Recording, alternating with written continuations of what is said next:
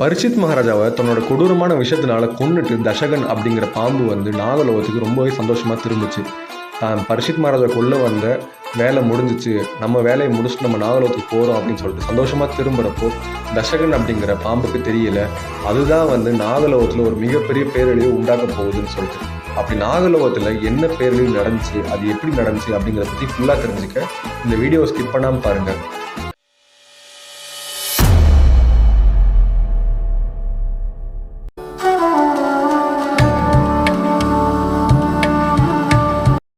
தசகன் பரீட்சித் மகாராஜாவை கொன்னதுக்கப்புறம் அங்கே இருக்கிற மக்களும் மந்திரிகளும் ரொம்பவே அழுதுகிட்டே இருந்தாங்க. ஏன் அப்படின்னா, பரீட்சித் மகாராஜாவுக்கு இருந்த ஒரே மகன் ஜனமேஜயன் அப்படிங்கிறவர். அவர் ரொம்பவே சின்ன குழந்தையா இருந்தார். அவர் இன்னும் வந்து நினைவு தெரிஞ்சு அவர் ராஜாங்க ஆள்ற அளவுக்கு அவருக்கு மிகப்பெரிய திறமை வரலை.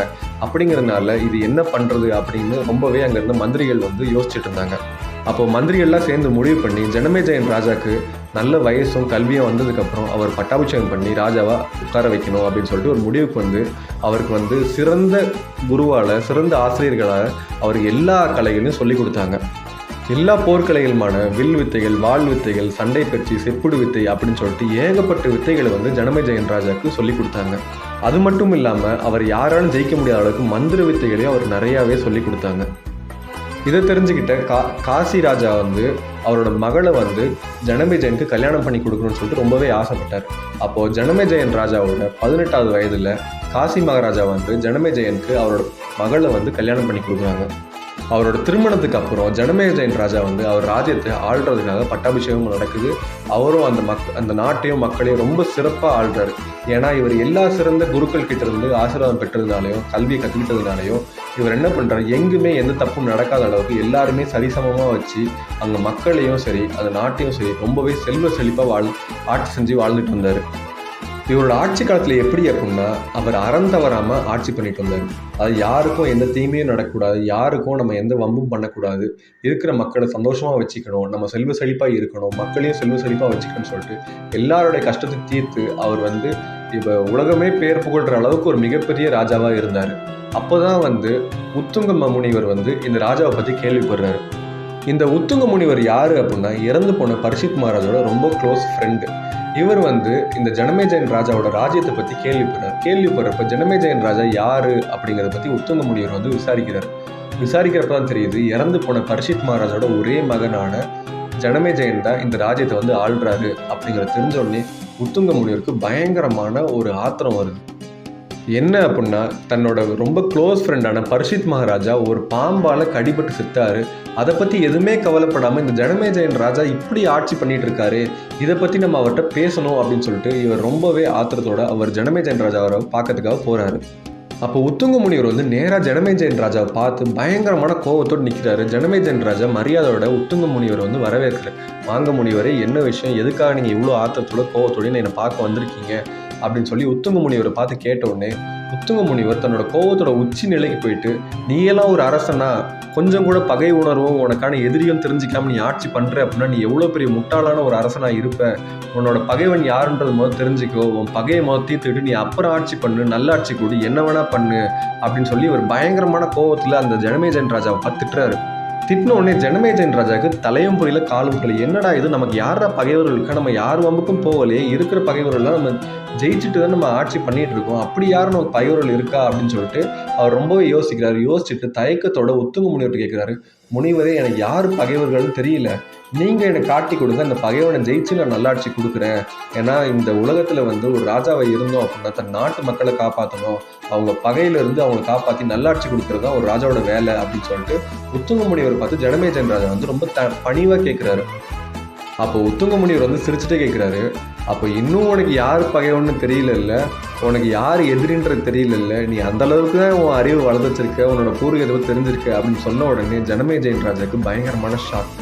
என்னடா இது நாட்டோட பகைவன் பார்த்தா என்னோட சொந்த பகைவன் யாருன்னு தெரியல அப்படின்னு சொல்லிட்டு இவர் நம்மளை கேட்குறாரே அப்படின்னு சொல்லி அவர் யோசிக்கிறாரு.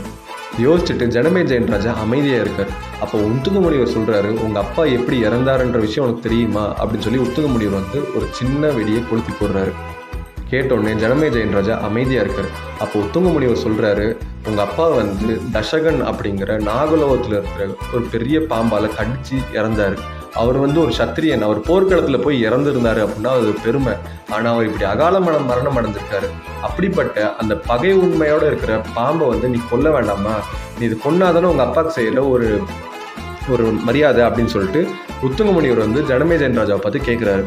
அப்போ ஜனமேஜயன் ராஜா வந்து இது உண்மையா, இதை பற்றி என்கிட்ட யாருமே சொல்லலையே, நீங்கள் சும்மா போய் சொல்லி எனக்கு கிளப்பி விடாதீங்க அப்படின்னு சொல்லிட்டு உத்தங்க முனிவரை பார்த்து இவர் கேட்குறப்போ உத்தங்க முனிவர் சொல்கிறாரு, இந்த விஷயத்தை பற்றி உங்கள் மந்திரிகளுக்கு எல்லாருக்குமே தெரியும், உங்கள் மந்திரிகளை வர வச்சு கேளு, அப்போ யார் உண்மை சொல்கிறா, யார் போய் சொல்கிற, யார் உண்மையை மறைச்சிருக்காங்கிற உண்மை உனக்கே தெரியும் அப்படின்னு சொல்லிட்டு உத்தங்க முனிவர் இன்னும் ஆக்கிரமாக சொல்கிறார். இதை கேட்டோடனே ஜனமேஜயன் ராஜா தன் மந்திரிகள் எல்லாரையும் வர வச்சு அவர் வந்து என்ன நடந்துச்சு, எங்கள் அப்பா எப்படி இறந்தாரு அப்படின்ற கதையை வந்து கேட்குறாரு. அப்போ மந்திரிகள்லாம் என்ன சொல்கிறாங்க, உங்கள் அப்பாவை வந்து தசகன்ற பாம்பு கடிச்சு தான் இறந்தாரு, ஆனால் தசகனுக்கும் உங்கள் அப்பாவுக்கும் எந்த ஒரு பகை உணர்வும் கிடையாது, ஒரு முனிவரை வந்து அவமானப்படுத்தினதுனால அந்த முனிவரோட சாபத்தினால தசகன் வந்து உங்கள் அப்பாவை கடிச்சாங்களே தவிர தசகனுக்கும் உங்கள் அப்பாவுக்கும் உனக்கும் எந்த பகையும் கிடையாது, அதனால நீ வந்து கோவப்பட வேண்டாம் அப்படின்னு சொல்லிட்டு மந்திரிகள் வந்து சொல்கிறாங்க. இதை கேட்டோடனே ஜனமேஜயன் ராஜாவுக்கு ஒரு யோசனை வருது. ஆமாம் இல்லை, நமக்கும் அவருக்கும் எந்த பகையும் கிடையாது, எங்கள் அப்பாவுக்கு வந்து கிடைச்ச சாபத்தினால தான் தசகன் வந்து கொன்னாரு, அதனால நான் ஏன் வந்து தசகனை கொல்லணும் அப்படின்னு சொல்லிட்டு உத்தங்க முனிவரை பார்த்து ஜனமேஜயன் வந்து கேட்குறாரு. அப்போ உத்தங்க முனிவர் சொல்கிறாரு, என்ன நடந்துச்சுன்ற விஷயம் மந்திரிகளுக்கும் தெரியாது, உனக்கும் தெரியாது, அதனால தசகன் வந்து எந்த ஒரு பகை ஒன்றும் இல்லாமல் உங்கள் அப்பாவை கொன்னாருங்க, எப்படி முடிவுக்கு வருவ அப்படின்னு சொல்லி உத்தங்க முனிவர் வந்து ஜனமேஜயனை கேட்ட உடனே ராஜாவுக்கு வந்து பயங்கரமான ஷாக். என்னடா இது, இவர் ஒரு புது கதையை சொல்கிறாரு அப்படின்னு சொல்லிட்டு என்ன நடந்துச்சு அப்படின்னு சொல்லிட்டு ராஜா முனிவரை பார்த்து கேட்குறாரு. அதுக்கு முனிவர் சொல்கிறாரு, இது மாதிரி உங்கள் அப்பாவுக்கு வந்து சாபம் கிடைச்சது உண்மைதான், அவர் கடிக்கிறதுக்கு தசகன் அப்படிங்கிற பாம்பு வந்துட்டு இருந்துச்சு, அந்த சமயத்தில் கஷ்யபன் அப்படிங்கிற மந்திரவாதி வந்து உங்கள் அப்பாவை காப்பாற்றுற அளவுக்கு சக்திகள் வச்ச ஒரு மந்திரவாதியாக இருந்தான், அவங்க அப்பாவை காப்பாற்ற வரப்போ தசகனை வந்து சந்திச்சான். அப்போ என்ன நடந்துச்சு அப்படின்னா தசகனுக்கும் அவனுக்கும் ஒரு போட்டி வந்ததில்லை, அவர் வந்து தசகனால் தீண்டப்பட்ட ஒரு ஆலமரத்தோட சாம்பலை வச்சு திரும்ப அந்த ஆலமரத்தை உயிர் கொண்டு வந்தார். அப்படிப்பட்ட மந்திர சக்தி வாய்ந்த கஷ்யபனை வந்து உங்கள் அப்பா கிட்ட வரவிடாமல் தசகன் எதுக்காக தடுக்கணும் அப்படின்னு சொல்லி கேட்ட உடனே ராஜாவுக்கு ஒரு யோசனை வரும், ஏன் தடுத்திருக்கணும் அப்படின்னு சொல்லிட்டு. அப்போ முனிவர் மேலும் சொல்கிறாரு, அந்த தசகன் வந்து உங்கள் அப்பாவை கொல்லணும் அப்படிங்கிற ஒரு பகை உணர்வு இருந்ததுனால தான் அந்த கஷ்யபன் அப்படிங்கிற மந்திரவாதியை வரவிடாமல் தடுத்து அவனுக்கு பொண்ணும் பொருளும் லஞ்சங்கள் அதிகமாக கொடுத்து அவனை வரவிடாமல் அப்படியே வீட்டுக்கு அனுப்பிச்சிட்டாரு. இந்த பகை உணர்வு இல்லாமல் ஏன் வந்து உங்கள் அப்பாவுக்கிட்ட வரவிடாமல் அந்த கஷ்யபனை காப்பாற்றினாரு, தடுத்தாரு, அப்போ தசகனுக்கு வந்து உங்கள் அப்பா மேலே கொல்லணும் அப்படிங்கிற பகை உணர்வு இருந்ததுனால தான் இது பண்ணாரு அப்படின்னு சொல்லி உத்தங்க முனிவர் சொல்கிறத கேட்ட உடனே ஜனமேஜயன் ராஜாவுக்கு பயங்கரமான கோபம் வருது. அப்போ நான் எங்கள் அப்பாவை கொன்ன தசகனை கொல்லணும் அப்படின்னா நான் என்ன பண்ணணும்னு சொல்லிட்டு ஜனமேஜயன் ராஜா கேட்குறாரு. அப்போ மந்திரிகள்லாம் வந்து தடுத்து ராஜா கிட்ட சொல்கிறாங்க, ராஜா நீங்கள் வந்து வழி தவறி போகிறீங்க, அந்த தசகன் அப்படிங்கிற பாம்பு வந்து உங்கள் அப்பாவை கொல்லணுங்கிறது விதி பயன், அந்த விதியை வந்து நடக்க விடணும் அப்படிங்கிறதுனால பண்ணியிருக்கலாம் இது, ஆனால் தசகனுக்கும் உங்கள் அப்பாவுக்கும் எந்த ஒரு பகையும் கிடையாது அப்படின்னு சொல்லிட்டு திரும்ப மந்திரிகள் சொல்கிறப்போ ராஜா திரும்ப ஒரு தயக்கத்துக்கு வராரு. அப்போ உத்தங்க முனிவர் சொல்கிறாரு, உங்களுக்கு ஒரு கதை தெரியுமா அப்படின்னு சொல்லி அவர் கேட்குறாரு. என்னன்னு சொல்லிட்டு பார்க்குறப்போ முன்னொரு காலத்தில் ரூரு முனிவர்னு சொல்லிட்டு இருந்தார், அவரோட காதலியை வந்து ஒரு பாம்பு கடிச்சு சாவடிச்சது, அதுக்கப்புறம் அவரோட பாதி ஆயுளை கொடுத்து அந்த காதலியை வந்து காப்பாற்றினார், இந்த கதை உங்களுக்கு தெரியுமா அப்படின்னு சொல்லிட்டு முனிவர் வந்து மந்திரிகளை பார்த்து கேட்குறாங்க.